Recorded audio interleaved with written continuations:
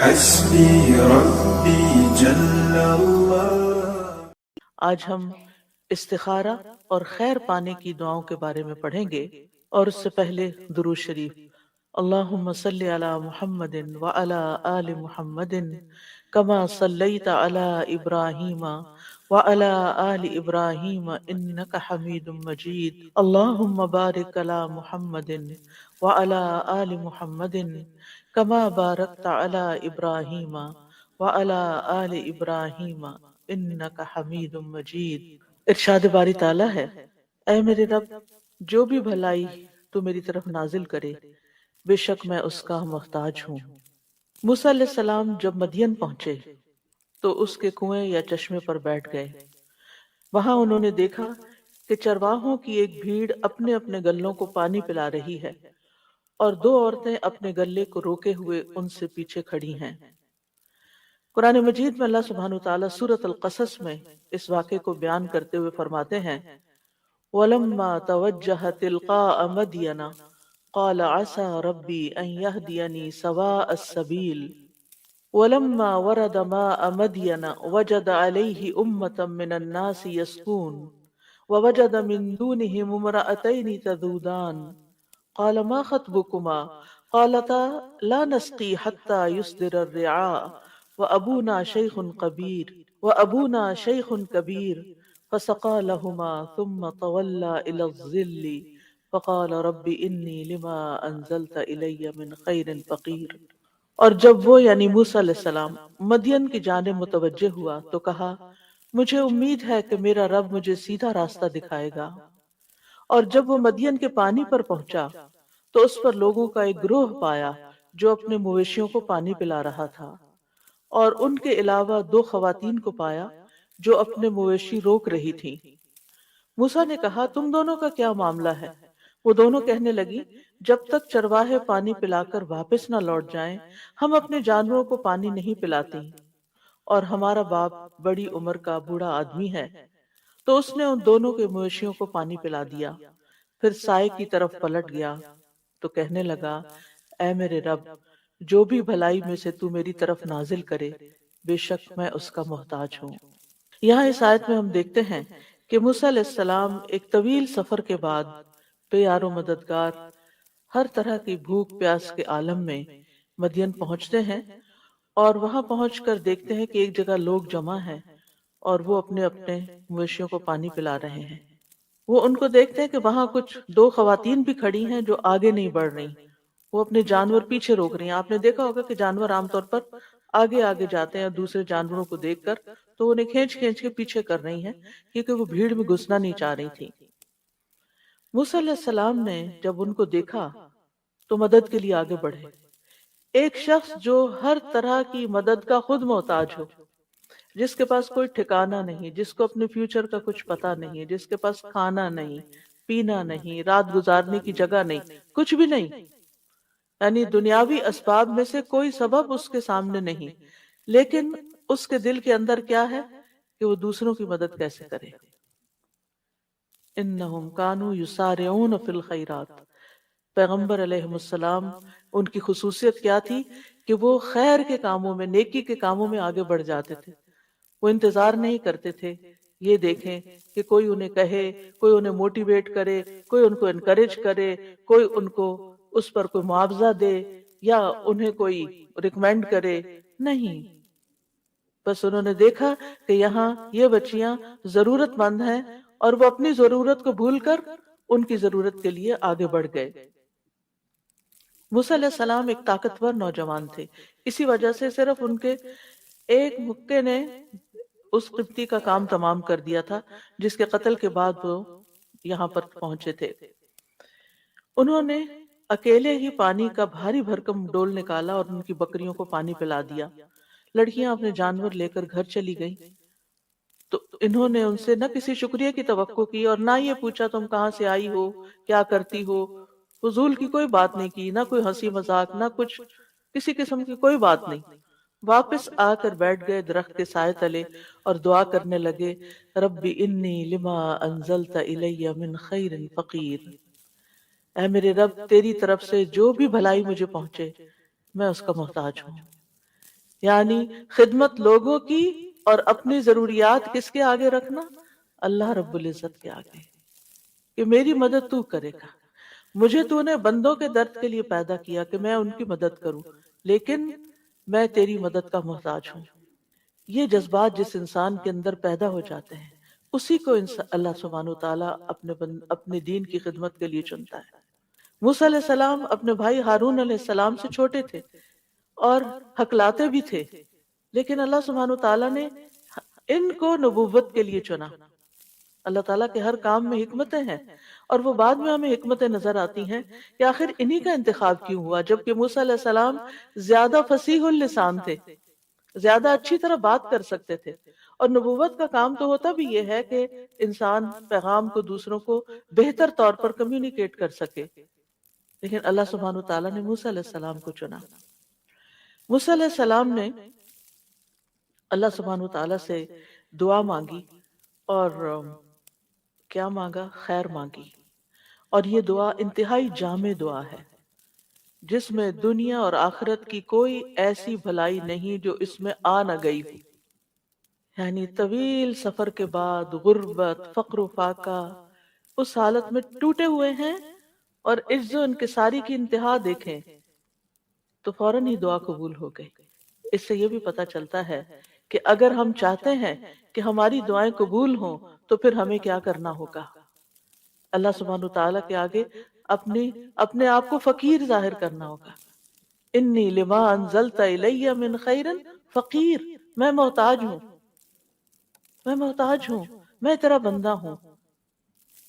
اور اللہ سبحانہ وتعالیٰ کو ان کی یہ دعا بہت پسند آ گئی، اور اللہ سبحانہ وتعالیٰ نے ان کی دعا قبول کر لی، جس کے نتیجے میں انہیں کھانا پینا تو کیا، انہیں گھر بھی، اور انہیں بیوی بھی، اور جاب بھی، تمام چیزیں جو انسان کی ضرورت ہوتی ہیں وہ چند لمحوں کے اندر نصیب ہو گئی، یعنی جن کو حاصل کرنے میں سال ہا سال لگتے ہیں۔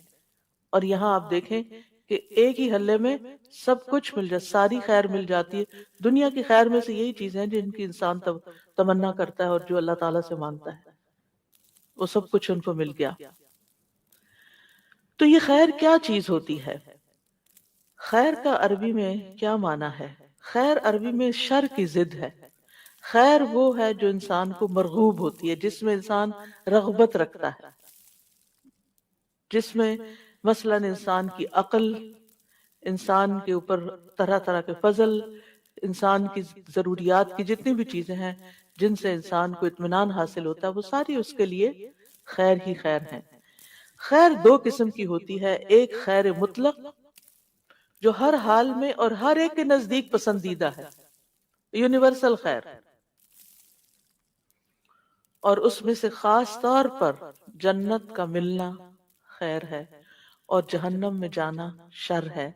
تو جنت کا مل جانا، کوئی انسان ایسا نہیں جس کو جنت کی خبر اور وہ جنت میں نہ جانا چاہے، اور جس کو جہنم کا پتہ چل جائے کہ وہ کیسی بلا ہے اور وہ جہنم سے بچنا نہ چاہے۔ تو جنت میں جانا اور جہنم سے بچ جانا بھی خیر ہے، آگ سے بچنا بھی خیر ہے۔ دوسری قسم کی خیر اور شر مقید ہے، یعنی وہ چیز جو ایک کے حق میں خیر ہے اور دوسرے کے لیے وہی چیز شر ہے۔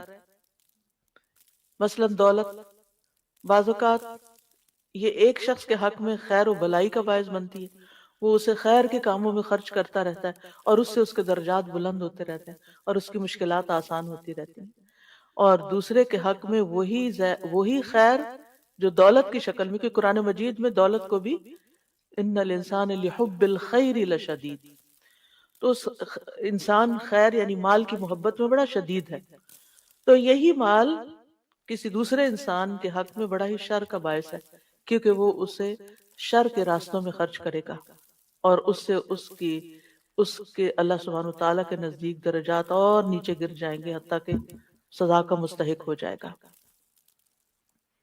انسان اپنی فطرت کے لحاظ سے خیر کو پسند کرتا ہے، وَإِنَّهُ لِحُبِّ الْخَيْرِ لَشَدِيدٌ، اور صرف پسند نہیں کرتا بلکہ حب شدید کا شکار ہوتا ہے، یعنی بہت زیادہ پسند کرتا ہے۔ سورۃ فصلت میں آتا ہے لا يسأم الانسان من دعاء الخیر وإن مسه الشر فیئوس قنوط، انسان خیر کی دعا مانگنے سے تھکتا نہیں، اور اگر اسے کوئی تکلیف پہنچ جائے تو نہایت مایوس اور بہت نا امید ہو جاتا ہے، ڈپریسڈ ہو جاتا ہے۔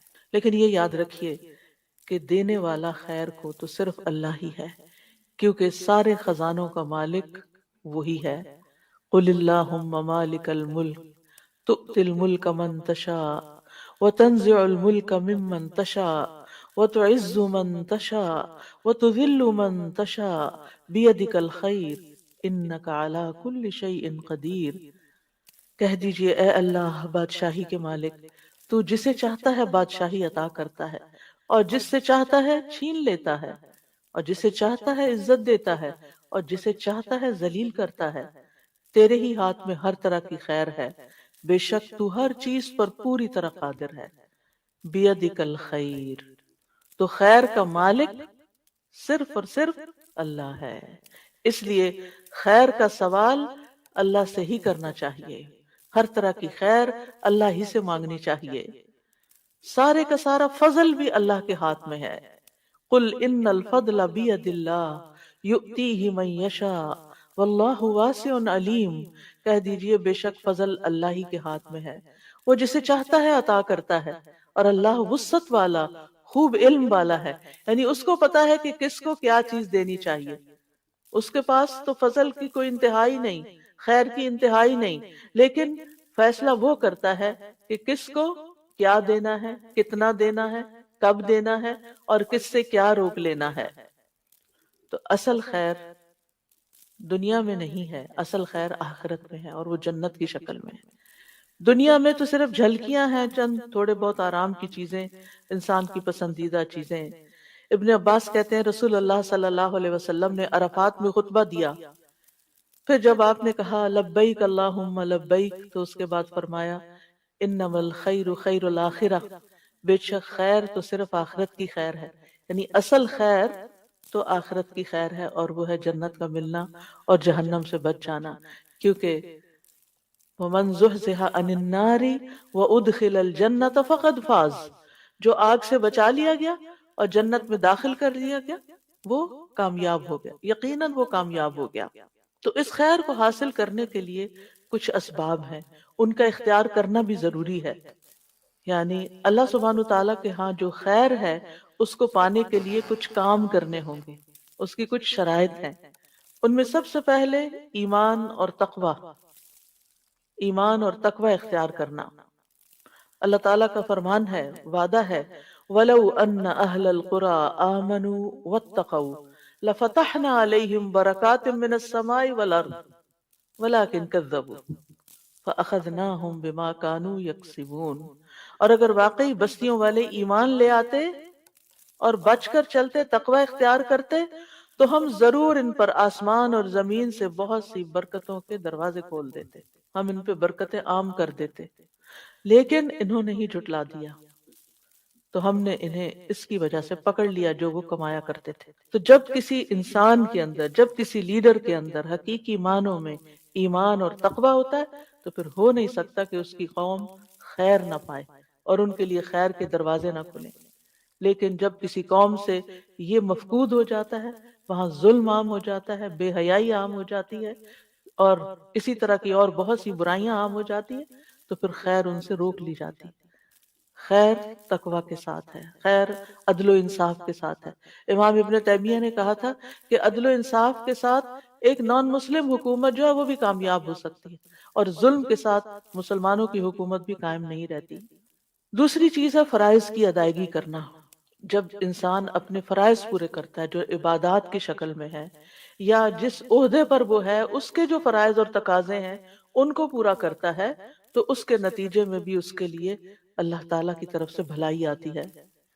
سورۃ نور میں آتا ہے رجال لا تلہیہم تجارت ولا بیع عن ذکر اللہ واقام الصلاة وایتاء الزکاة یخافون یوما تتقلب فیہ القلوب والابصار لیجزیہم اللہ احسن ما عملوا ویزیدہم من فضلہ واللہ یرزق من یشاء بغیر حساب۔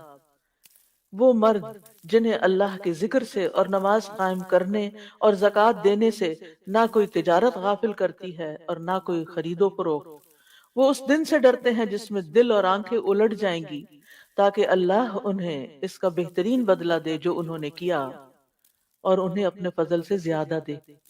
یعنی جب کوئی شخص، خاص طور پر مردوں کی بات ہو رہی ہے یہاں پر، کیونکہ جب وہ اپنے جاب پر یا بزنس پر ہوتے ہیں تو پھر ان کو یہ ہوتا ہے کہ اور کما لیں اور کما لیں اور کما، نمازوں میں بھی دیر اور اپنے فرائض میں بھی دیر۔ تو یہاں پر شرط لگا دی گئی کہ اللہ کا ذکر، اس میں غفلت نہیں، نماز قائم کرنے میں اور زکوٰۃ دینے میں، نہ کوئی تجارت روکتی ہے نہ کوئی خرید و فروخت، کوئی شغل، کوئی بزنس ان کو اس سے دور نہیں کرتا۔ تو پھر اللہ سبحانہ وتعالیٰ صرف ان کے اچھے اعمال کا بدلہ ہی نہیں دیتا، بلکہ وَيَزِيدُهُم مِّن فَضْلِهِ، اپنے فضل سے زیادہ بھی دیتا ہے۔ وَاللَّهُ يَرْزُقُ مَن يَشَاءُ بِغَيْرِ حساب، اور اللہ جس کو چاہتا ہے بے حساب رزق عطا کرتا ہے۔ یعنی بعض اوقات اللہ سبحانہ وتعالیٰ آزمائش کے طور پر کسی نافرمان کو بھی کھلی چھوٹ دے دیتا ہے وقتی طور پر، پھر اس کی رسی کھینچ لیتا ہے۔ تیسری چیز ہے اللہ تعالیٰ کی اطاعت کرنا۔ عبداللہ بن مسعود سے روایت ہے، وہ کہتے ہیں کہ رسول اللہ صلی اللہ علیہ وسلم نے فرمایا، جو چیز تمہیں جنت کے قریب کر سکتی ہے میں نے تمہیں اس کا حکم دے دیا، اور جو چیز تمہیں جہنم کے قریب کر سکتی ہے میں نے تمہیں اس سے منع کر دیا۔ روح القدس یعنی جبریل نے میرے دل میں یہ بات ڈالی ہے کہ کوئی جان اپنے رزق کی تکمیل کے بغیر نہیں مرتی، یعنی جب تک اس کا رزق پورا نہیں ہوتا وہ نہیں مرتا انسان۔ بس تم اللہ تعالیٰ سے ڈرو اور رزق کی تلاش میں میانہ روی اختیار کرو، کہیں ایسا نہ ہو کہ رزق کا مؤخر ہونا، ڈیلے ہونا تمہیں اس بات پر اکسا دے کہ تم اللہ تعالیٰ کی نافرمانیاں کر کے، یعنی حرام طریقے اختیار کر کے اس کی تلاش میں پڑ جاؤ کہ حلال سے تو کوئی چیز نہیں مل رہی تو حرام سے ہی لو۔ یاد رکھو، جو کچھ اللہ تعالیٰ کے پاس ہے اسے اللہ تعالیٰ کی اطاعت سے ہی حاصل کیا جا سکتا ہے، لہذا انسان اللہ تعالیٰ کی اطاعت سے کبھی بھی منہ نہ موڑے۔ پھر اسی طرح نرمی اختیار کرنا خیر لانے کا باعث ہوتا ہے۔ ابو درداء کہتے ہیں نبی صلی اللہ علیہ وسلم نے فرمایا، جس شخص کو نرمی میں سے حصہ مل گیا اسے اس کی بھلائی کا حصہ بھی مل گیا، اور جو شخص خیر کے حصے سے محروم رہا، یعنی خیر کے اس حصے سے، وہ بھلائی سے بھی محروم رہا۔ پھر خیر کے دروازے کون سے ہیں؟ نبی صلی اللہ علیہ وسلم نے فرمایا، کیا میں تمہیں خیر کے دروازے نہ بتاؤں؟ روزہ ڈھال ہے، صدقہ گناہوں کو ایسے بجھا دیتا ہے جس طرح پانی آگ کو بجھا دیتا ہے۔ تو روزہ بھی خیر کے دروازے، نیکی اور بھلائی کے راستے آسان کرتا ہے، اور پھر اس کے الٹیمیٹلی اس کے نتیجے میں اللہ سبحانہ وتعالیٰ کی طرف سے خیر ملتی۔ رمضان کے روزے تو خیر ہم پر فرض ہیں، لیکن عام دنوں میں اگر آپ کوئی اپنا کوئی حاجت ہے، کوئی مطلب ہے، کوئی ضرورت ہے اللہ تعالیٰ سے، کوئی دعا ہے جو آپ چاہتے ہیں قبول ہو جائے، تو اس کے لیے روزہ رکھیں، اور روزہ رکھ کے، کیونکہ روزہ دار کی دعا قبول ہوتی ہے، خاص طور پر افطار کے وقت کی، اور امید ہے کہ آپ افطار کے وقت بیٹھ کر دعا کرنے کا اہتمام کرتے ہوں گے اپنے گھر والوں کے ساتھ، کیونکہ وہ یعنی کہ مزدوری کا وقت، مزدوری کی یعنی اجرت کا وقت آ گیا، اور اس وقت اگر انسان ادھر ادھر غافل ہو جائے تو محرومی کی بات ہوتی ہے۔ اور پھر دوسرا یہ کہ صدقہ بلاؤں کو ٹالتا ہے، صدقہ مصیبت کو دور کرتا ہے، لہٰذا انسان صدقہ خیرات کثرت سے کرتا رہے، اور اللہ تعالیٰ کا وعدہ ہے کہ جو تم خرچ کرو گے اللہ سبحانہ وتعالیٰ اس کے پیچھے اور لے آئے گا۔ تم آگے دیتے جاؤ گے، تمہارے رزق میں کمی نہیں ہوگی، تمہاری قسمت میں جو ہے وہ تو تمہیں مل کے ہی رہے گا، وہ تمہارے پیچھے آئے گا۔ تم دینے والے بنو، اس سے کیا فائدہ ہوگا کہ وہ نکلتا جاتا ہے نا، وہ آگے چلتا جاتا ہے، اجر ثواب آخرت کے لیے اکٹھا ہوتا جاتا ہے، ہر دنیا میں جو استعمال کرنا وہ بھی آ جائے گا، کیونکہ دینے والا تو اللہ ہے نا۔ پھر توبہ استغفار کرنا، وَأَنِ اسْتَغْفِرُوا رَبَّكُمْ ثُمَّ تُوبُوا إِلَيْهِ يُمَتِّعْكُمْ مَتَاعًا حَسَنًا إِلَىٰ أَجَلٍ مُّسَمًّى وَيُؤْتِ كُلَّ ذِي فَضْلٍ فَضْلَهُ، اور یہ کہ اپنے رب سے معافی مانگو، اس کے حضور توبہ کرو، وہ ایک خاص مدت تک، یعنی زندگی کی مدت تک تمہیں اچھا سامان زندگی دے گا۔ یعنی توبہ استغفار کرنے والے لوگوں کی دنیا کی زندگی بھی خوشگوار ہو جاتی ہے، دنیا کی ضروریات بھی ان کی پوری ہوتی ہیں، اور ہر صاحب فضل کو اس کا فضل عطا کرے گا۔ پھر اسی طرح ہاتھوں کو خیر سے بھرنے والے کلمات۔ عبداللہ بن ابی اوفا کہتے ہیں، ایک شخص نبی صلی اللہ علیہ وسلم کی خدمت میں آیا اور کہنے لگا کہ میں قرآن سے کچھ یاد نہیں کر سکتا، آپ مجھے کچھ سکھا دیجئے۔ یعنی قرآن کا حفظ کرنا میرے لیے مشکل ہے۔ بعض لوگوں کا ایپٹیٹیوڈ نہیں ہوتا، وہ حفظ نہیں کر پاتے، تو پھر کیا کریں؟ تو آپ نے فرمایا، ہاں، آپ مجھے وہ سکھا دیجئے جو میرے لیے قرأت قرآن سے کفایت کرے۔ یعنی اگر میں قرآن نہیں پڑھ سکتا تو میرے پاس کچھ ایسے کلمات ہوں کہ کم از کم میں کچھ تو اجر و ثواب پاؤں۔ آپ صلی اللہ علیہ وسلم نے فرمایا، تم سبحان اللہ والحمد للہ ولا الہ الا اللہ واللہ اکبر ولا حول ولا قوت الا باللہ پڑھا کرو۔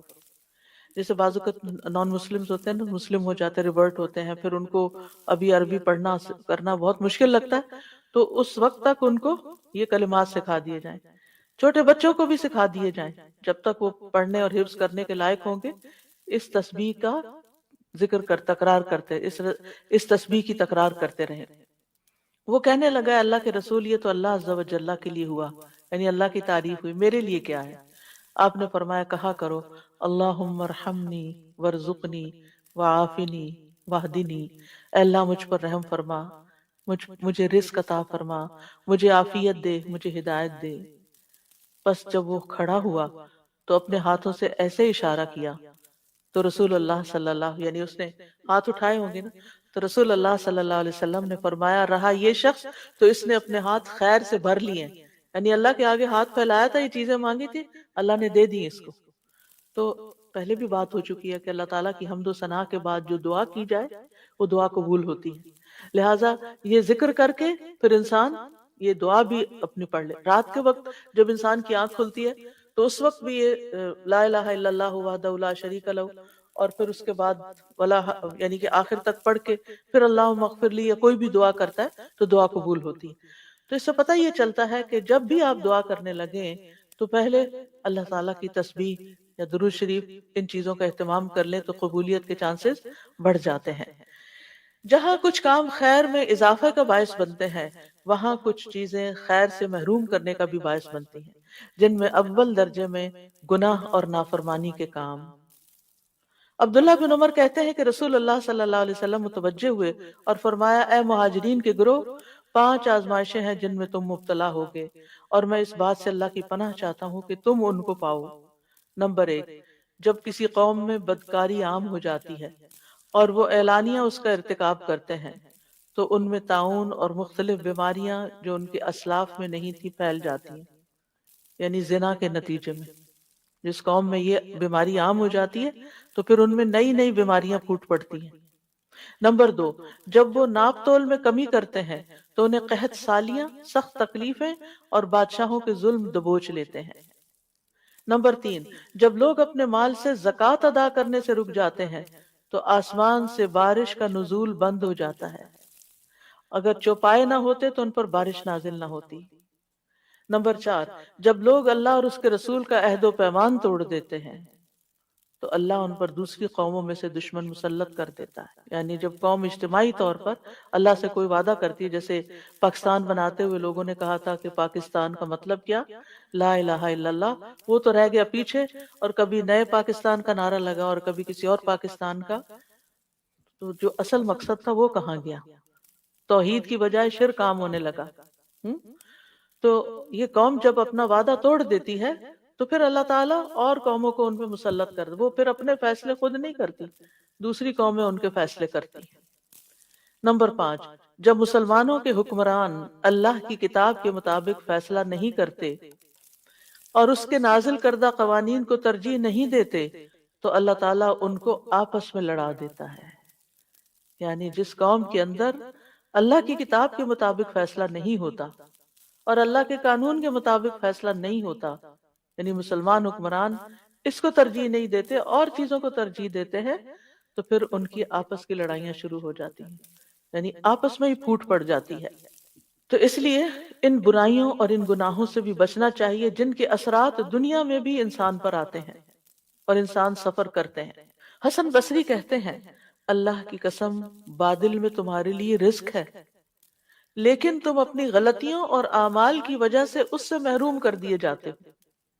وَفِي السَّمَاءِ رِزْقُكُمْ وَمَا تُوعَدُونَ، آسمان میں، آسمان سے مرادیاں بادل ہیں، اور اس سے اوپر بھی ظاہر اللہ کے فیصلے ہیں، تو یہ رزق ہے تمہارے لیے، لیکن تم تک کیوں نہیں پہنچتا؟ کیونکہ تمہارے گناہوں نے آگے آڑ بنا لی۔ تو اس لیے استغفار جب انسان کرتا ہے، گناہوں سے توبہ کرتا ہے، تو اللہ سبحانہ وتعالیٰ وہ رکاوٹیں دور کر دیتا ہے اور وہ رزق کی بارش ہونے لگتی ہے۔ پھر اسی طرح آپس کا لڑائی جھگڑا، چاہے ہسبینڈ وائف میں ہو، چاہے بچوں میں ہو، چاہے خاندان کے اندر ہو، چاہے کسی قوم کے اندر ہو، تو یہ جو باہمی لڑائیاں ہیں یہ بھی انسان کو خیر سے محروم کر دیتی ہیں۔ نبی صلی اللہ علیہ وسلم لیلۃ القدر کی خبر دینے کے لیے تشریف لائے کہ دو مسلمان آپس میں جھگڑنے لگے۔ آپ نے فرمایا میں تمہیں لیلۃ القدر بتانے کے لیے باہر آیا تھا، لیکن فلاں فلاں جھگڑ پڑے تو اس کی معرفت کو اٹھا لیا گیا، امید ہے کہ تمہارے لیے یہی بہتر ہوگا، لہٰذا اب تم اسے 9ویں، 7ویں اور 5ویں رات میں تلاش کرو، یعنی آخری عشرے میں۔ پھر اسی طرح سختی، جریر رضی اللہ عنہ کہتے ہیں کہ نبی صلی اللہ علیہ وسلم نے فرمایا جس شخص کو نرم خوئی سے محروم کر دیا گیا وہ بھلائی سے محروم کر دیا جاتا ہے۔ یہ نرمی سب سے پہلے زبان کی نرمی ہوتی ہے۔ آپ دیکھیں کہ بعض اوقات ہسبینڈ وائف کی لڑائی میں ایک خاموش ہے، ایک آہستہ بات کر رہا ہے، ایک تحمل سے بات کر رہا ہے، اور دوسرا انتہائی بدتمیزی اور بد اخلاقی سے بات کر رہا ہے اور کرتا ہی چلا جا رہا ہے، انتہائی ڈس ریسپیکٹفل۔ اب آپ خود سوچئے کس کو شر پہنچے گا؟ یعنی میں نہ میل کی بات کرتی ہوں نہ فیمیل کی، جو بھی بدتمیزی اور بد اخلاقی پہ اترے گا، جو بھی دوسرے کی رسپیکٹ نہیں کرے گا، جو بھی بد زبانی کرے گا، نقصان اسی کا ہوگا۔ سب سے پہلے تو یہ کہ ان پیار کے رشتوں میں آپ دیکھیں ہسبینڈ وائف کا رشتہ ایک پیار کا رشتہ ہوتا ہے، جب آپ اپنے پیارے رشتے میں بدتمیزی کرنے لگتے ہیں تو کیا آپ پیار حاصل کر سکتے ہیں؟ کیا آپ خیر پا سکتے ہیں؟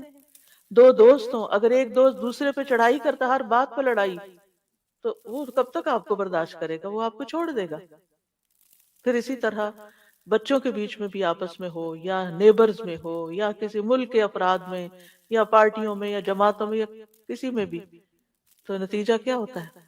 جو اصل کرنے کے کام ہوتے ہیں وہ پیچھے رہ جاتے ہیں، مقاصد بھول جاتے ہیں۔ یعنی مثلاً آپ نے کوئی جوائنٹ وینچر شروع کیا دین کے دینی اداروں میں، مسجدوں میں، اسلامک سینٹرز میں، آپ نے کوئی مل جل کے ایز اے ٹیم ایک پروجیکٹ شروع کیا اور پھر آپس میں آپ لڑ پڑے، پروجیکٹ کیسے پورا ہوگا؟ خیر کہاں سے آئے گی؟ سوال ہی پیدا نہیں ہوتا۔ میاں بیوی نے مل کے کوئی کام شروع کیا، کوئی گھر بنانا شروع کیا، کوئی اور کام شروع کیا، آپس میں لڑائی ختم نہیں ہوتی تو کیا ہوگا؟ دونوں آدھا آدھا کر کے الگ الگ ہو جائیں گے۔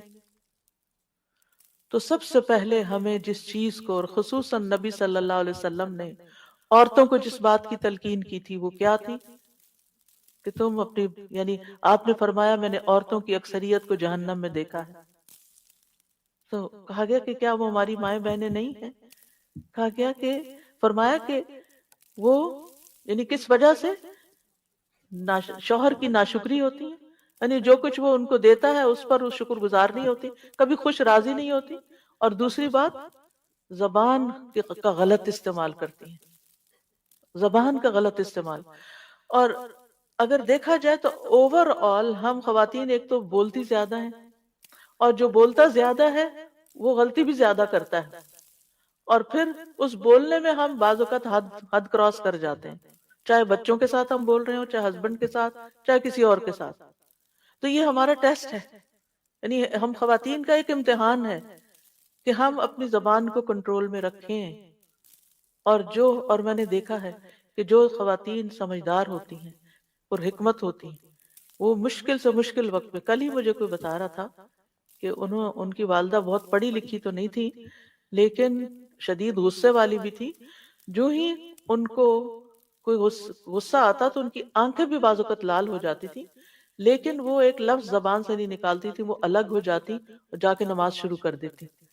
وَاسْتَعِينُوا بِالصَّبْرِ وَالصَّلَاةِ، اللہ سے مدد مانگنا مشکل ترین حالات میں، کیونکہ آپ جتنا بولتے جاتے ہیں نا اتنا اپنی عزت کو لوز کرتے جاتے ہیں، اپنے مقام سے یوں سمجھے کہ نیچے کو گرنا شروع ہو گئے، انسانوں کی نگاہ میں بھی اور اللہ کی نگاہ میں بھی، تو حاصل کچھ بھی نہ ہو، ہر خیر سے آپ محروم ہو گئے، جو خیر آپ کو ملنی تھی وہ آپ سے چھنتی چلی گئی۔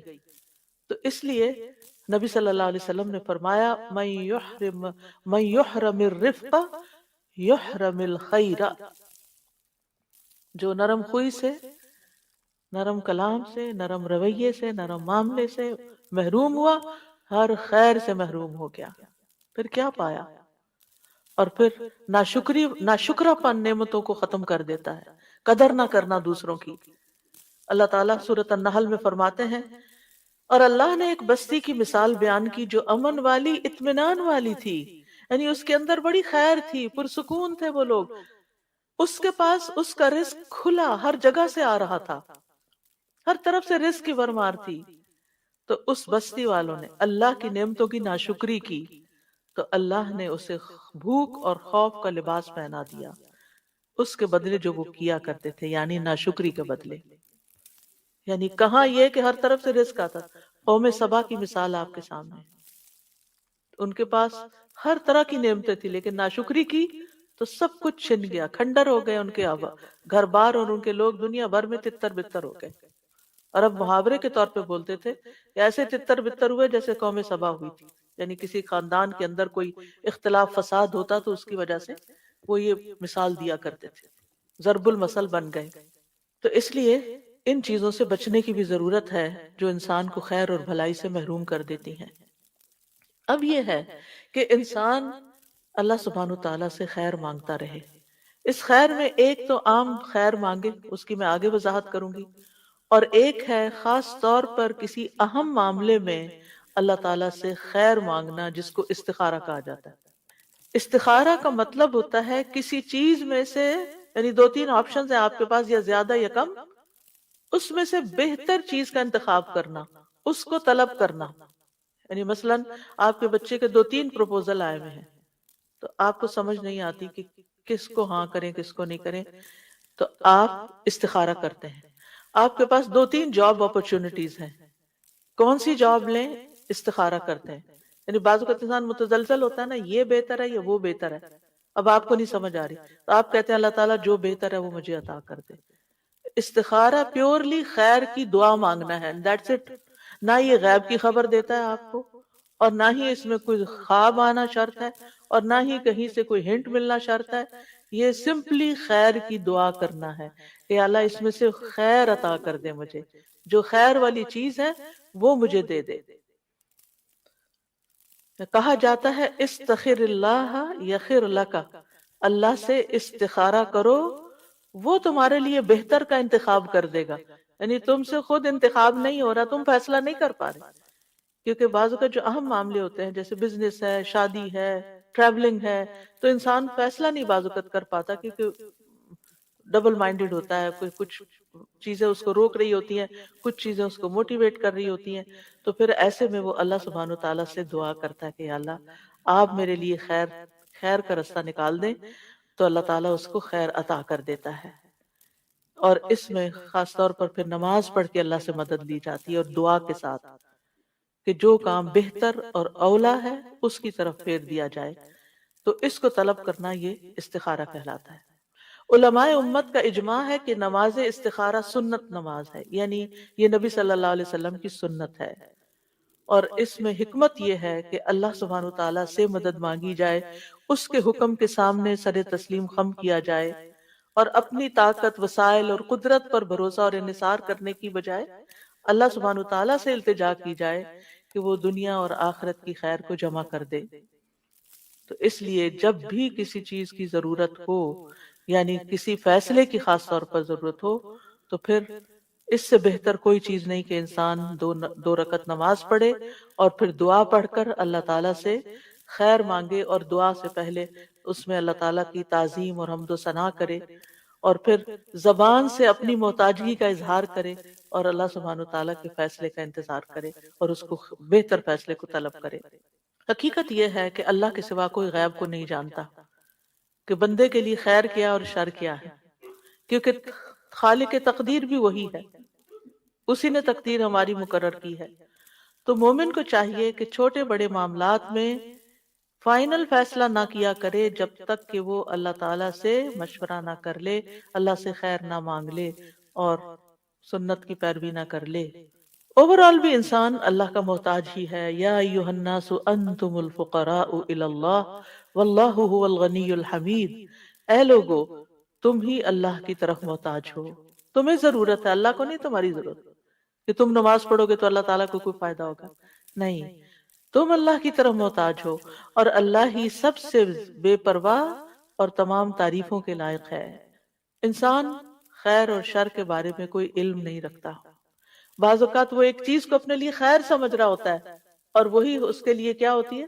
شر ہوتی ہے۔ اور بعض اوقات کسی چیز کو وہ اپنے لیے برا سمجھتا ہے اور وہی اس کے لیے خیر ہوتا ہے۔ وَعَسَىٰ أَن تَكْرَهُوا شَيْئًا وَهُوَ خَيْرٌ لَكُمْ وَعَسَىٰ أَن تُحِبُّوا شَيْئًا وَهُوَ شَرٌّ لَكُمْ وَاللَّهُ يَعْلَمُ وَأَنتُمْ لَا تَعْلَمُونَ۔ اور ہو سکتا ہے تم ایک چیز کو ناپسند کرو اور وہ تمہارے لیے بہتر ہو، اور ہو سکتا ہے تم ایک چیز کو پسند کرو اور وہ تمہارے لیے بری ہو، اور اللہ جانتا ہے اور تم نہیں جانتے۔ تو یاد رکھیں جب انسان اللہ سے دعا کر لیتا ہے نا، پھر اس کے بعد جو بھی نتیجہ سامنے آتا ہے تو انسان اس کے بارے میں مطمئن ہو جاتا ہے، اور وہ یہ یقین رکھتا ہے کہ میرے بارے میں اللہ کا ہر فیصلہ خیر کا فیصلہ ہے، ہر فیصلہ خیر کا فیصلہ ہے۔ حضرت انس رضی اللہ عنہ کہتے ہیں میں نے نبی صلی اللہ علیہ وسلم کو فرماتے ہوئے سنا کہ مجھے تو مومن پہ تعجب ہوتا ہے کہ بے شک اللہ اس کے لیے جو فیصلہ بھی فرماتا ہے وہ وہی اس کے حق میں بہتر ہوتا ہے۔ یعنی اس نے اللہ سے فیصلہ طلب کیا، اللہ سے مدد مانگی، اللہ نے اس کے ایک راہ دکھا دی، وہی اس کے لیے خیر ہے، چاہے بظاہر اس میں کچھ تکلیفیں بھی آ رہی ہیں۔ کیونکہ بعض لوگ یہ کہتے ہیں نا کہ ہم نے تو استخارہ بھی کیا تو پھر یہ کیوں ہو گیا؟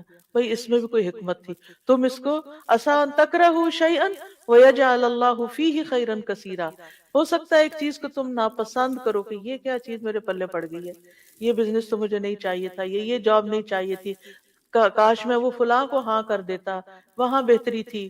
نہیں، جو بھی اللہ نے تمہارے لیے فیصلہ کیا اب اس پہ راضی ہو جاؤ اور اس میں خیر کی انتظار کرو۔ نبی صلی اللہ علیہ وسلم استخارے کی دعا قرآن مجید کی سورت کی طرح سکھایا کرتے تھے صحابہ کو۔ جابر کہتے ہیں آپ ہمیں تمام معاملات میں استخارہ کرنے کی اسی طرح تعلیم دیتے جس طرح ہمیں قرآن کی کوئی سورت سکھاتے تھے۔ تو قرآن کی سورت کس طرح سکھاتے تھے کہ اس میں کوئی غلطی نہ ہو اور پوری مکمل طور پر پڑھی جائے۔ تو صحابہ کی بھی پھر کیا عادت ہوئی، وہ ہر معاملے میں اللہ تعالیٰ سے مشورہ کرتے تھے۔ سبحان اللہ، خاص طور پر آپ دیکھیے حضرت زینب کا معاملہ، حضرت زینب کے نکاح کی بات مجھے بہت زیادہ حیران کرتی ہے۔ حضرت انس کہتے ہیں جب حضرت زینب کی طلاق کی عدت ختم ہوئی جو حضرت زید رضی اللہ عنہ سے تھی، تو رسول اللہ صلی اللہ علیہ وسلم نے حضرت زید ہی سے فرمایا کہ حضرت زینب کو جا کے میری طرف سے نکاح کا پیغام دو۔ آپ سوچیے ہمارے معاشرے میں کبھی ایسا ہو سکتا ہے؟ وہ ہمارے معاشرے میں تو یہ مسئلہ ہے کہ اگر کسی نے طلاق دی اور پتہ چلے کہ اس لڑکی کی شادی کہیں اور ہونے لگی ہے تو پھر تو قیامت ہی آ جائے گی، پھر تو وہ فساد اور طوفان اٹھائیں گے اور کئی طرح کے شر کے دروازے کھول دیں گے کہ اس لڑکی کی شادی اگر ہم نے نہیں رکھا اس کو تو کوئی بھی نہ رکھے۔ عجیب طرح کی نفسیات ہے لوگوں کی، کیونکہ دین سے دور ہیں۔ اگر وہ یہ حدیث پڑھ لیں نا کہ نبی صلی اللہ علیہ وسلم نے حضرت زید ہی کو کہا اور وہ ان کے ایکس ہسبینڈ ہیں، اب طلاق ہو چکی ہے، اور وہی جا کے ان کو پیغام دے رہے ہیں۔ زید رضی اللہ عنہ جاتے ہیں اور کہتے ہیں میں گیا، میں نے کہا اے زینب خوش ہو جاؤ، یعنی مجھ سے تمہاری جان چھوٹی، اب خوش ہو جاؤ کہ اللہ کے رسول صلی اللہ علیہ وسلم نے تمہارے پاس مجھے نکاح کا پیغام دے کے بھیجا ہے۔ حضرت زینب کا جواب دیکھیے، کہنے لگی میں کوئی فیصلہ نہیں کروں گی حتیٰ کہ اپنے رب سے مشورہ کر لوں۔ پیغام کس کی طرف سے تھا؟ اللہ کے نبی کی طرف سے۔ ایک عورت کے لیے اس سے بڑا شرف کیا ہو سکتا ہے کہ وہ کسی نبی کی بیوی ہو، اور اس وقت بھی وہ اس خوشی کے عالم میں، اس ایکسائٹمنٹ میں یہ نہیں بھولی کہ لیٹ می ڈو استخارہ فرسٹ، پہلے میں استخارہ کروں۔ اور ہمیں تو کوئی اگر آفر ہو اور کوئی دنیا کے لحاظ سے کسی چیز کا کوئی چارمنگ سی چیز نظر آ رہی ہے اور ہمیں پتہ چلے یہ ہمارے لیے، تو ہم کہتے چلو ڈن کر دو جلدی سے، استخارہ تو نہیں کرتے۔ آپ کو یہ ہوتا ہے نہیں وہ ہاتھ سے نکل جائے گی، بس فوراً جلدی کرو، وہ استخارہ بعد میں ہوتا رہے گا. نہیں، پہلے استخارہ، پھر ہاں، پھر آپ دیکھیے وہ اپنی نماز کی طرف اٹھی، نماز گاہ کی طرف اٹھی، یعنی پیغام آیا، اٹھ کے فوراً ہی استخارہ کیا. یعنی استخارے میں بھی کوئی بہت سوچ بچار نہیں کرنی چاہیے. جب آپ نے کوئی فیصلہ کرنا ہو، کوئی آفر آئی ہے، فوراً اٹھے استخارہ کریں. اور ادھر قرآن میں حکم اتر آیا اور اللہ سبحانہ و تعالیٰ نے خود سے ہی آسمانوں پر ان کا نکاح کر دیا، اور رسول اللہ صلی اللہ علیہ وسلم اجازت کے بغیر ان کے پاس داخل ہو گئے. اللہ سبحانہ و تعالیٰ نے ان کا استخارہ قبول کر لیا، خیر کی دعا قبول کر لی، اور ان کو وہ خیر عطا کر دی. اگر بظاہر خیر کا کام بھی نظر آتا ہو، اس حدیث سے کیا پتہ چلتا ہے کہ خیر کا کام بھی نظر آتا ہو پھر بھی استخارہ کریں. آپ ہر لحاظ سے بالکل سیٹسفائیڈ ہیں، بس آخری فائنل سگنیچر کرنے جا رہے ہیں، آپ کو لگتا ہے بالکل میں صحیح فیصلہ، آپ کا دل بھی مطمئن ہے، شرح صدر ہے، پھر بھی استخارہ کریں. امام نبوی کہتے ہیں اس حدیث سے واضح طور پر پتہ چلتا ہے کہ جو کسی کام کا ارادہ کرے اس کے لیے نماز استخارہ پڑھنا مستحب ہے، خواہ وہ کام بظاہر خیر کا ہی کیوں نہ ہو. بعض علماء کہتے ہیں کسی بندے کو دنیا کے کاموں میں بھی کسی کام کے لیے، یعنی اہم کاموں کے لیے، ایک تو نا روٹین کی عادت، ڈیلی روٹین کے لیے، لیکن اہم کاموں کے لیے اس وقت تک آگے نہیں بڑھنا چاہیے جب تک وہ اللہ سے اس میں خیر کا سوال نہ کر لے، یعنی نماز استخارہ کی 2 رکعتیں ادا نہ کر لے.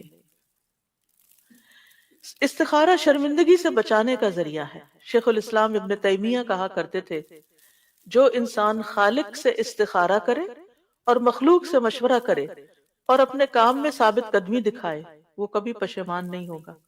یعنی اپنی طور پر ایفرٹ کرتا رہے، آگے بڑھتا رہے، انسانوں سے مشورہ کرتا رہے اور اللہ سے دعا کرتا رہے، کامیابیوں کے دروازے کھل جائیں گے. یہ 3 فیکٹرز ہیں. ایک ہے آپ کی ذمہ داری، اور وہ کیا ہے؟ محنت کرنا، کوشش کرنا، قدم بڑھانا. دوسرا ہے لوگوں کے ساتھ مشورہ، اچھے قابل لوگوں کی رائے لینا جو اس چیز، اس فن کے ماہر ہوں، ان سے پوچھنا. اور تیسرے ہے اللہ سبحانہ تعالیٰ کی مدد حاصل کرنا. جو شخص یہ تینوں کام کر لیتا ہے وہ ناکام نہیں ہوتا، پھر وہ کہیں نہ کہیں سے خیر پا ہی لیتا ہے. بعض حکماء کہتے ہیں جسے 4 چیزیں عطا کر دی گئیں وہ 4 چیزوں سے محروم نہیں ہوتا. نمبر 1، جسے شکر گزاری کی توفیق دے دی گئی اسے مزید ملنے سے محروم نہیں کیا جاتا. سبحان اللہ، یعنی اس کو مزید نعمتیں ملتی چلی جائیں گی جب تک وہ شکر گزار ہوگا. نمبر 2، جسے توبہ کی توفیق دے دی گئی اسے اس کی قبولیت سے محروم نہیں کیا جاتا. نمبر 3، جسے استخارہ کرنے کی توفیق دے دی گئی اسے بہتری سے محروم نہیں کیا جا سکتا، نہیں کیا جاتا. اور نمبر 4، جسے مشورہ کرنے کی توفیق دے دی گئی وہ درست بات سے محروم نہیں کیا جاتا. اگر ہماری زندگی میں ناکامیاں ہیں تو وہ ہمارے اپنے کیے کی وجہ سے ہیں.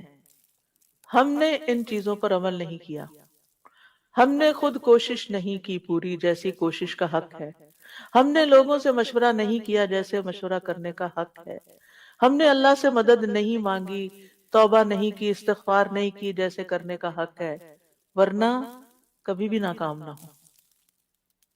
اللہ سبحانہ وتعالی دنیا اور آخرت کی خیر عطا کرتا ہے ایسے بندوں کو. یہ عقل مند ہونے کی نشانی ہے، سمجھدار ہونے کی نشانی ہے. استخارہ کن چیزوں میں کیا جا سکتا ہے؟ تمام جائز اور مستحب کاموں میں، جیسے شادی ہے، کاروبار ہے، کوئی بزنس ہے، کچھ.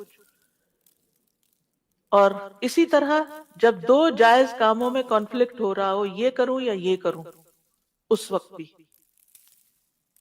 یعنی بہتر کیا ہے میرے لیے؟ 2 جاب آفرز ہیں، 2 رشتے ہیں، 3 ہیں، زیادہ ہیں، ان میں سے کس کا انتخاب کروں؟ پھر استخارہ کریں.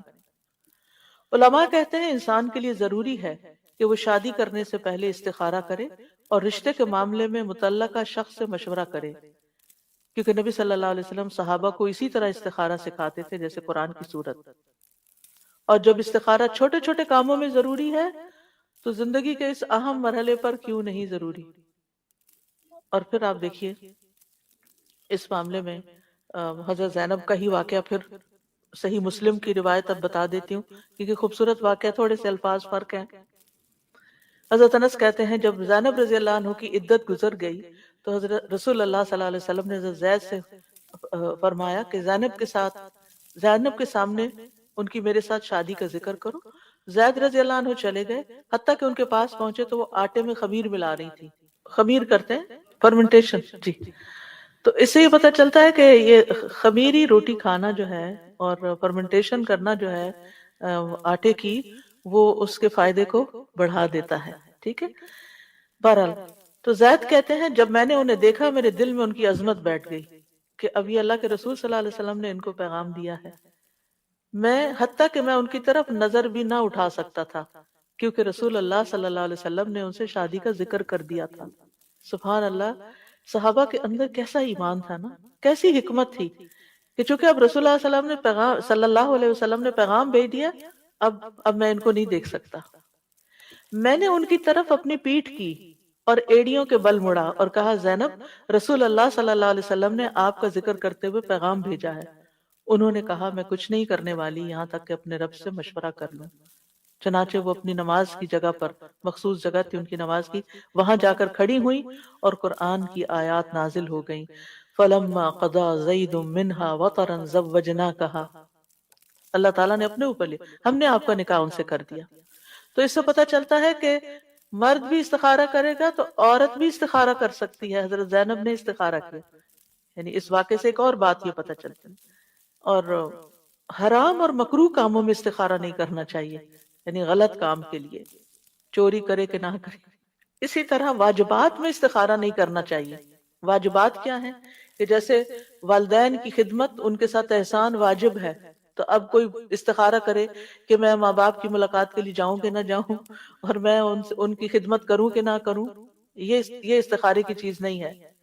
اسی طرح نماز پڑھوں کہ نہ پڑھوں، یعنی زور کی نماز اب آ رہی ہے تو پہلے استخارہ کر لوں کہ پڑھنی چاہیے کہ نہیں، تو نہیں، وہ تو آلریڈی فرض ہے آپ پر۔ یعنی استخارہ ان کاموں میں کیا جاتا ہے جن کے بارے میں بندے کو ان کے درست ہونے اور نفع مند ہونے کا صحیح پتہ نہ چلے کہ واقعی میرے لیے ٹھیک ہے یا نہیں۔ جہاں تک عبادات کا تعلق ہے، واجبات کا تعلق ہے، ذمہ داریوں کا تعلق ہے، میں اپنے بچوں کی ٹیک کیئر کروں کہ نہ کروں، ان میں استخارہ نہیں ہوگا، یہ تو آپ کو کرنا ہی کرنا ہے۔ استخارے کا طریقہ نبی صلی اللہ علیہ وسلم نے سکھایا، اور وہ کیا ہے کہ جب تم میں سے کوئی کسی کام کا ارادہ کرے تو فرض نماز کے علاوہ 2 رکعت نفل پڑھے، پھر کہے اے اللہ میں تیرے علم کے ذریعے سے خیر کا طالب ہوں، یعنی استخارہ کی دعا پڑھے۔ بعض کہتے ہیں کہ کیا سنت نماز جو ہم سنت مؤکدہ پڑھتے ہیں، کیونکہ نبی صلی اللہ علیہ وسلم نے صرف فرض کو الگ کیا، تو اگر ہمیں کوئی مقصد ہے اور سنت مؤکدہ ہم نے پڑھی ہے اور ٹائم بھی ہمارے پاس تھوڑا ہے، تو کیا اس کے بعد ہم استخارے کی دعا پڑھ لیں، یا استخارے کا مستقل نماز یعنی الگ سے 2 نفل پڑھنا ضروری ہے؟ بعض علماء کہتے ہیں کہ چونکہ من غیر الفریضہ کی بات آئی ہے تو اس سے پتہ چلتا ہے کہ سارے نوافل، سنت مؤکدہ، غیر مؤکدہ، تحیت المسجد، وضو کی سنتیں، اشراق، چاشت، یعنی تہجد، کسی بھی نماز کے بعد آپ استخارے کی دعا پڑھ سکتے ہیں، تو وہ استخارہ شمار ہو جائے گا، کفایت کر جائے گا۔ اس میں منع نہیں کیا گیا، کیونکہ منع کیا گیا فرض نماز کے لیے، کہ اس میں نہیں کر سکتے۔ اور جو یہ کہتے ہیں کہ نبی صلی اللہ علیہ وسلم نے فرمایا کہ 2 رکعت نماز ادا کرے اور پھر استخارہ کی دعا پڑھے، تو دوسرا گروہ کا اوپینین یہ ہے کہ مستقل 2 نفل پڑھنے چاہیے۔ اب یہ ہے کہ دونوں خیالات، یعنی دونوں خیالات نہیں، دونوں طرح کی آراء جو ہیں، اگر ان کو دیکھا جائے تو ان میں وسعت ہے۔ بعض اوقات انسان کے پاس اتنا ٹائٹ ٹائم ہوتا ہے، یا یہ کہ آپ بیٹھے ہیں اپنے اشراق کے نفل پڑھ کر، اتنے میں آپ کے ہسبینڈ آتے ہیں اور وہ کہتے ہیں یہ فلاں آفر آئی ہے، کیا خیال ہے؟ تو آپ نفل ہی پڑھ کے چکے ہیں اور آپ اسی وقت استخارے کی دعا پڑھ لیں، یعنی آپ کے پاس ٹائم کم ہے تو جو آلریڈی نفل ہے انہی کوئی استخارے کے بنا لیں۔ یا یہ ہے کہ دن میں مثلا آپ کو صبح 4 رکعتیں آپ پڑھتے ہیں، تو 2 اس دن کے اشراق کے پڑھ لیں اور 2 آپ استخارے کی نیت سے پڑھ لیں۔ تو اس میں وسعت ہے، یعنی اس میں ہارڈ اینڈ فاسٹ رول نہیں دیا گیا کہ نہیں آپ یہ نہیں کر سکتے۔ پھر یہ کہ 2 رکعت پڑھنے کے بعد ہاتھ اٹھا کر دعا کرے، یعنی استخارے کی دعا ہاتھ اٹھا کر پڑھنی چاہیے۔ اب ایک اور سوال یہ ہے کہ کیا 2 رکعت پڑھے بغیر بھی استخارے کی دعا پڑھ سکتے ہیں؟ تو اصل بات تو یہی ہے کہ استخارے کی نماز ہوتی ہے، نماز کے بعد دعا کی جاتی ہے۔ بعض علماء کہتے ہیں سلام سے پہلے ہی پڑھ لیں دعا، بعض کہتے ہیں سلام کے بعد پڑھیں۔ تو یہ دعا نماز کے ساتھ منسلک ہے، لیکن اگر عورت نماز نہیں پڑھنے کی حالت میں پیریڈز کے دن ہے تو پھر اس کے لیے، یعنی جس کے لیے نماز ادا کرنا ممکن نہیں، مثلا آپ ٹریول کر رہے ہیں، آپ کے وضو کی بھی گنجائش نہیں، کچھ نہیں، کوئی ایسی چیز آ گئی جس میں آپ کو فیصلہ کرنا ہے، آپ دیر اینڈ دین بیٹھ کر استخارے کی دعا پڑھ لیتے ہیں کہ نماز پڑھنے کا موقع نہیں ہے، کوئی جگہ نہیں ہے، راستے میں بازار میں کچھ خریدنا چاہ رہے ہیں اور آپ کو یہ ہے کہ ابھی اسی چکر میں ہی میں یہ خرید کے لے جاؤں، آپ کو مثلا اپنے بیڈ چاہیے، آپ کسی اس دکان میں چلے جاتے ہیں، کسی مال میں چلے جاتے ہیں، آپ کو کوئی چیز پسند آ جاتی لیکن آپ سوچتے ہیں پتہ نہیں اب میرے ہسبینڈ کو بھی پسند آئے گی یا نہیں، تو میں اب کیا کروں، کروں کہ نہ کروں، اور وہاں آپ کھڑے ہو کے نماز بھی پڑھنے کی جگہ نہیں، تو آپ کیا کر سکتے ہیں؟ ایٹ لیسٹ اگر آپ کے لیے دوبارہ آنا ممکن نہیں اور اسی وقت زیادہ کنوینئنٹ ہے کہ کچھ اور چیزیں بھی ہیں انہی کے ساتھ ٹرانسپورٹ ہو جائے گی یہ چیز بھی، تو استخارے کی کم از کم دعا پڑھ کر آپ خریدیں۔ جی وہ ڈیل کا آخری دن صحیح ہے۔ امام نووی فرماتے ہیں اگر وہ نماز پڑھنے سے معذور ہو تو صرف استخارے کی دعا کر لے۔ سوال یہ پیدا ہوتا ہے کہ نماز استخارہ میں کون سی صورتیں پڑھنی چاہیے؟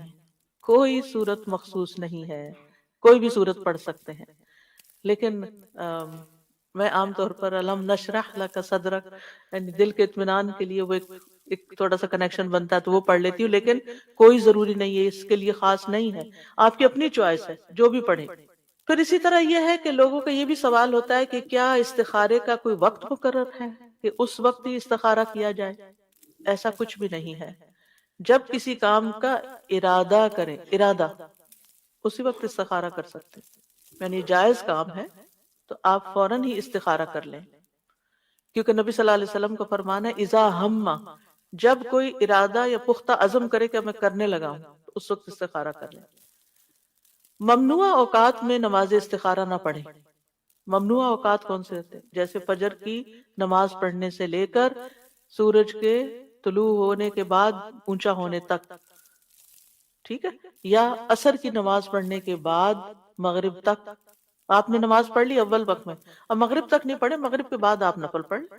عقبہ بن عامر کہتے ہیں 3 اوقات کے متعلق رسول اللہ صلی اللہ علیہ وسلم ہمیں منع فرمایا کرتے تھے کہ ہم ان میں نماز پڑھیں، یعنی نماز سے منع کرتے، یا ان اوقات میں اپنے مردوں کو دفن کریں، جب سورج نکل رہا ہو، اندر باہر ہو، حتیٰ کہ بلند ہو جائے، عین دوپہر زوال کے وقت، حتیٰ کہ سورج ڈھل جائے، اور جب سورج غروب ہونے کے قریب ہو، حتیٰ کہ غروب ہو جائے، کیونکہ بہت سی قومیں سورج کی عبادت کرتی ہیں ان 3 اوقات میں، تو ہمیں اس لیے ان کی مخالفت کرنے کے لیے اور مشابہت سے بچنے کے لیے ان 3 اوقات میں عبادت سے، یعنی صرف نماز اور مردوں کو دفن کرنا۔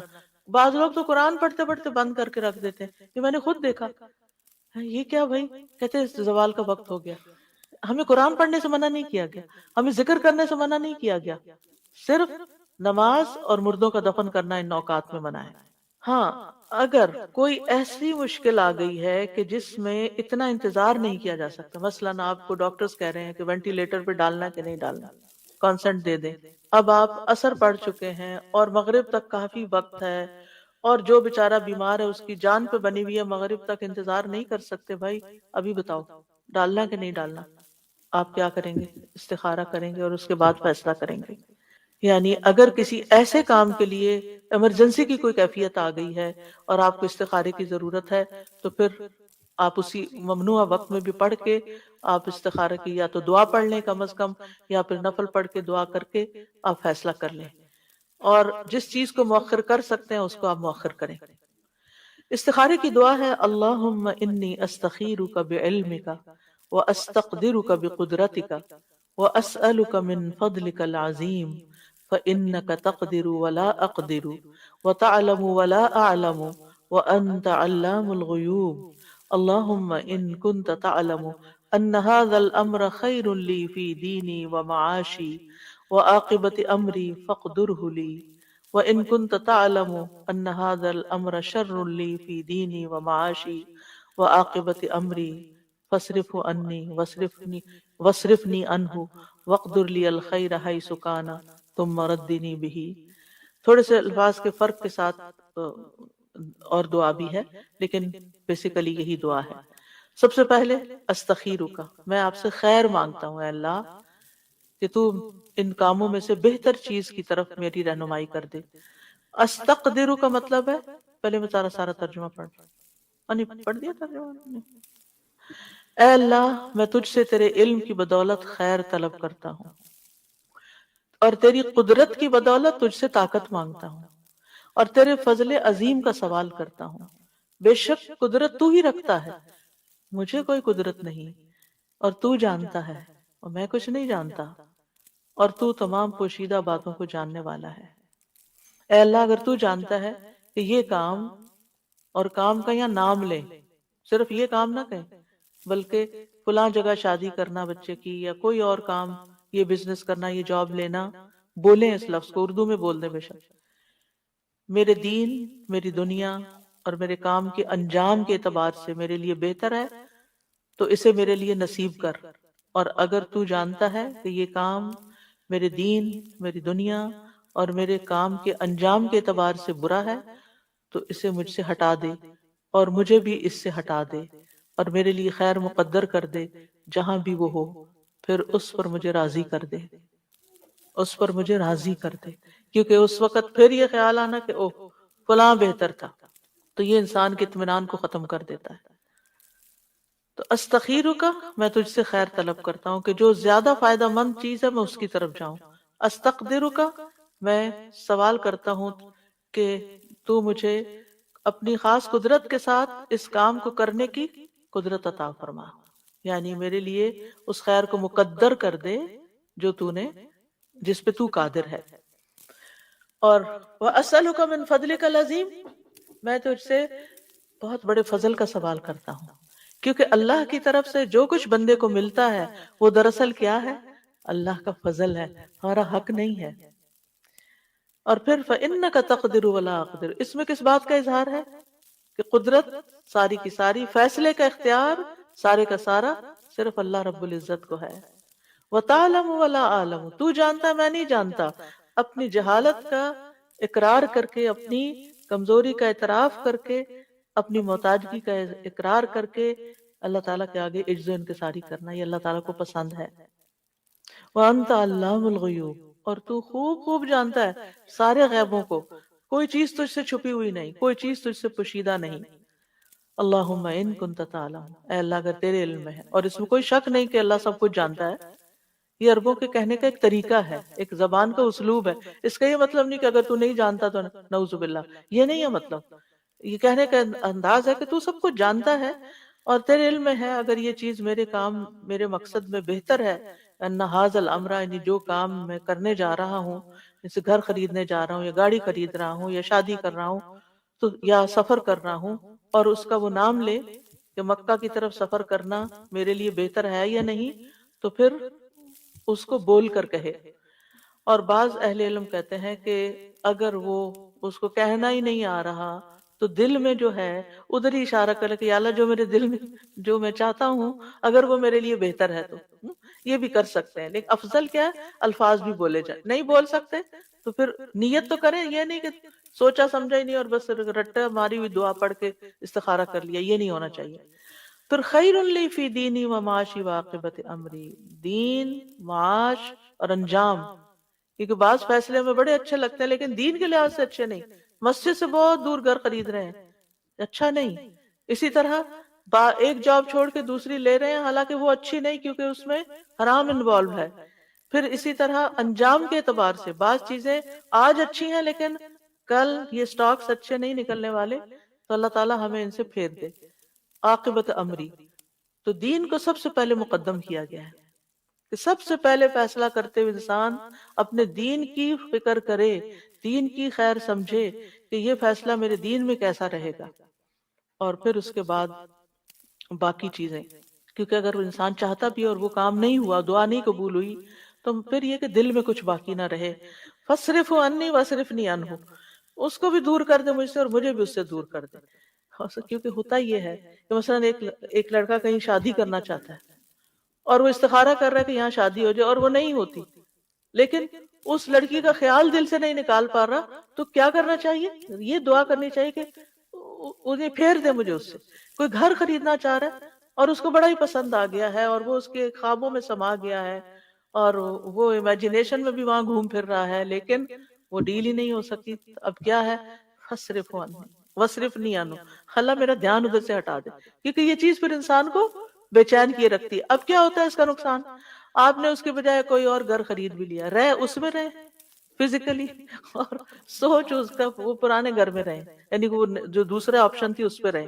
تو یہ چیزیں انسان کو خلل ڈالتی ہیں انسان کے اندر. تو کتنی خوبصورت دعا سکھائی گئی کہ اللہ پھر اس کا دھیان بھی ہٹ جائے. وقدر لی الخیر حیث کانا، خیر جہاں بھی ہے میرے مقدر میں کر دے. یعنی تقدیر تو ہی بدل سکتا ہے. ثم ردنی بھی یا اردنی بھی، اللہ پھر اس کے بعد جو تو میرے لیے فیصلہ کرے مجھے اس پر راضی بھی کر دے، اطمینان بھی دے دے اور اس کا دل پرسکون ہو جائے. اب استخارہ کرنے کے بعد کیا کیا جائے؟ کہ کیا استخارہ غیب کا علم ہے جو آپ کو مل جاتا ہے، یا آپ کسی غیب کو جاننے کا سوال کر رہے ہیں؟ نہیں، یہ دراصل اللہ پر یقین اور بھروسے کی علامت ہے. اور آپ نے دعا کر کے جو ارادہ کر لیا جس کام کا، وہ کر جائیے. فَإِذَا عَزَمْتَ فَتَوَكَّلْ عَلَى اللَّهِ إِنَّ اللَّهَ يُحِبُّ الْمُتَوَكِّلِينَ. جب آپ کسی کام کا پختہ ارادہ کر لیں تو اللہ پہ بھروسہ کریں اور کام شروع کر دیں، کیونکہ اللہ تعالیٰ توکل کرنے والوں کو پسند کرتا ہے. اب استخارے کا جواب کیسے معلوم ہوگا؟ وہ کام آسان ہو جائے گا جو آپ کرنا چاہ رہے ہیں، وہ آپ کے لیے رستہ بن جائے گا. شر ہو تو اللہ تعالیٰ پھیر دے گا. تو اس کام میں آسانی آنا اور اس کام کے ہوتے چلے جانا، یہ اس کی بہتری کی علامت ہے. مثلاً اور اگر کوئی رکاوٹ آ گئی ہے تو اس کا مطلب وہ ٹھیک نہیں. ویسے کسی نے شادی کے لیے استخارہ کیا اور اس کے بعد رشتہ ہی ٹوٹ گیا، جو تھوڑی بہت بات چل رہی تھی وہ بھی ختم ہو گئی، تو سوچا جائے کہ اسی میں کوئی بھلائی ہوگی، اسی میں بہتری ہوگی، شیطانی وسوسوں کا شکار نہ ہو انسان. اور استخارے کے بعد جس کام پر شرع صدر ہو وہ کر لیا جائے. مثلا دو کام ہے اور ان میں سے ایک پر ذرا دل کا اطمینان ہو رہا ہے تو اس طرف آپ چلے جائیں. اگر انسان متردد ہے، ابھی بھی کچھ فیصلہ نہیں کر پا رہا، نان ڈیسائسو، تو دوبارہ استخارہ کر لیں، پھر تیسری دفعہ استخارہ کر لیں، اور اس کے بعد کسی صاحب بصیرت سے مشورہ کریں. اب آپ نے اپنا کام کر لیا، کوشش بھی کر لی اور دعا بھی کر لی، اب مشورہ کریں.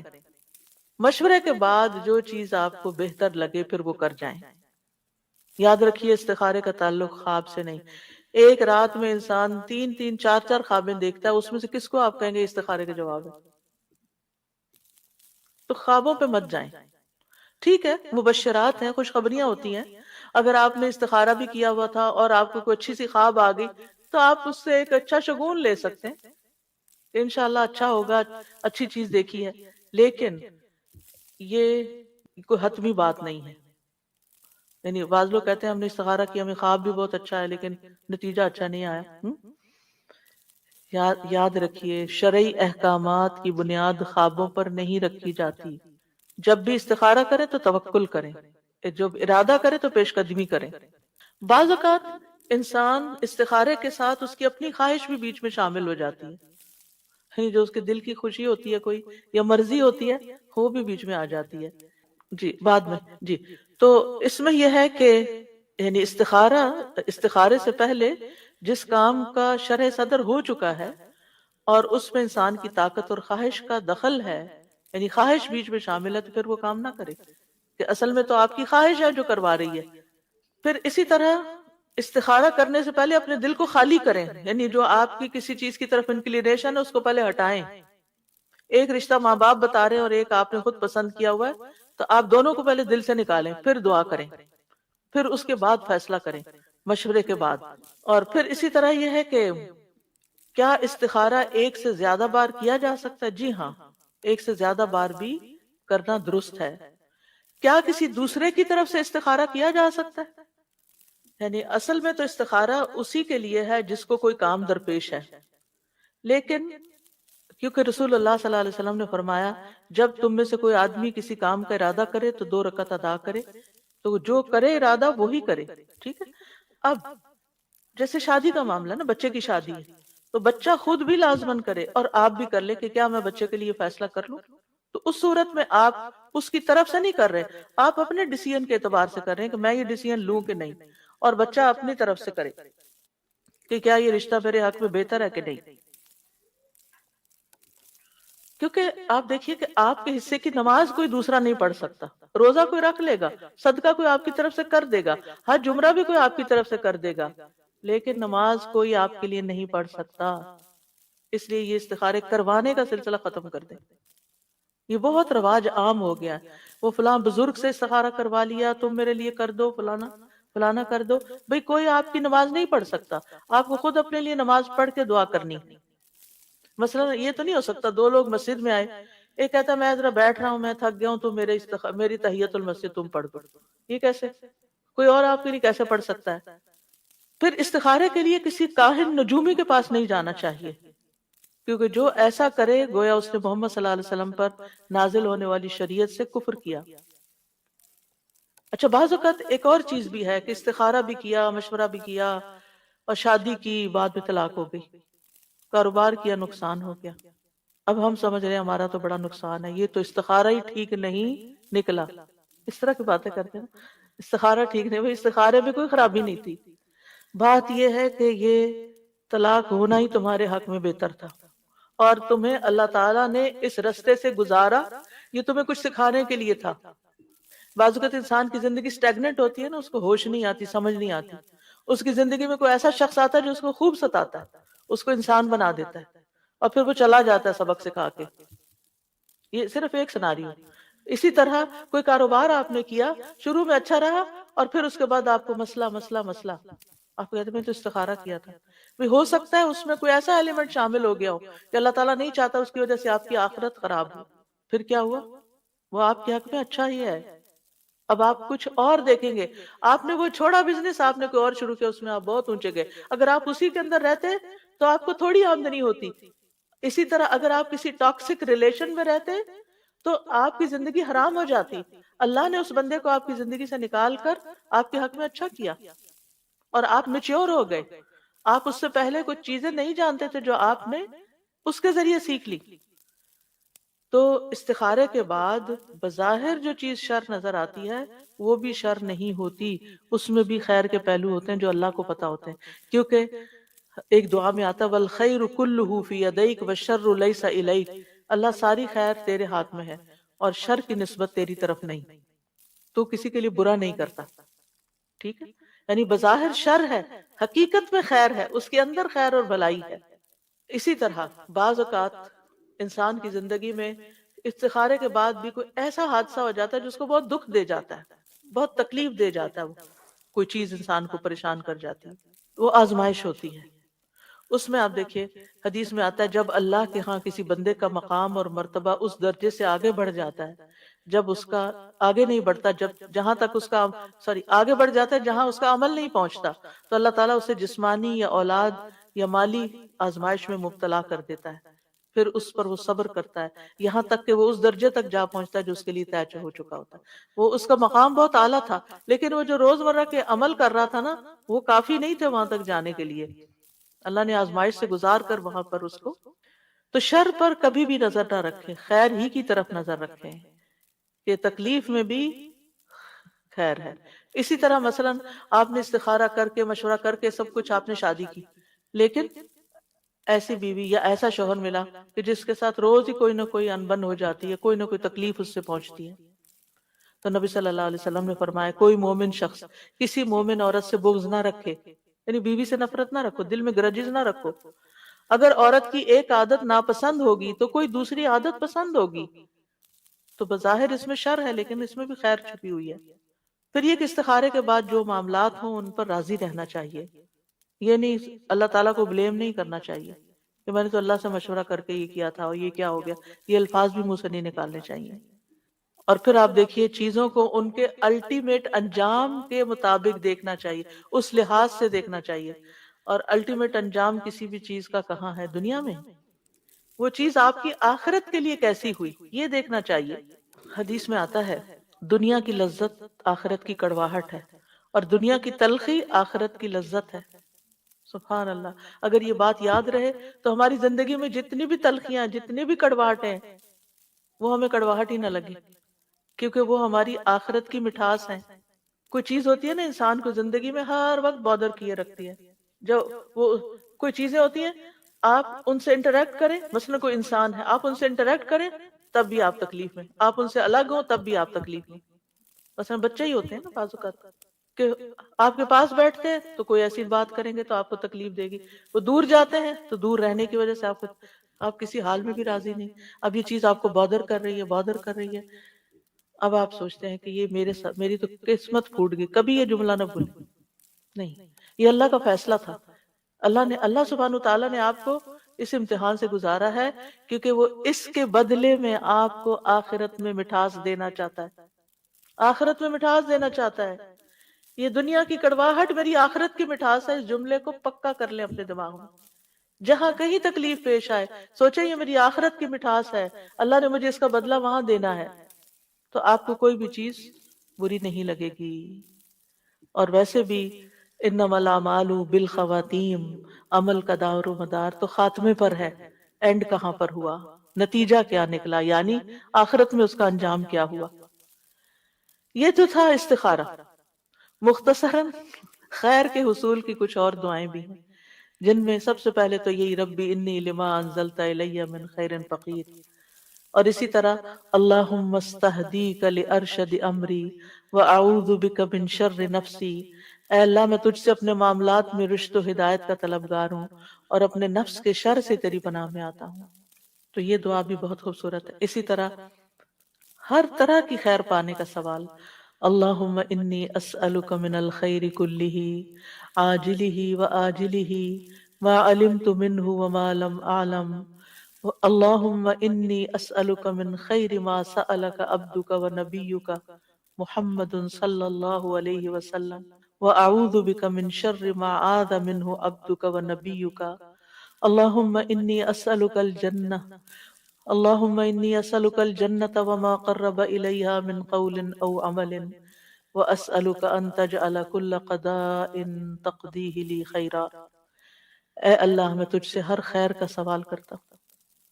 حضرت عائشہ کہتی ہیں کہ نبی صلی اللہ علیہ وسلم نے خود انہیں یہ دعا سکھائی تھی، ایک دعا حضرت ابو بکر کو بھی سکھائی تھی۔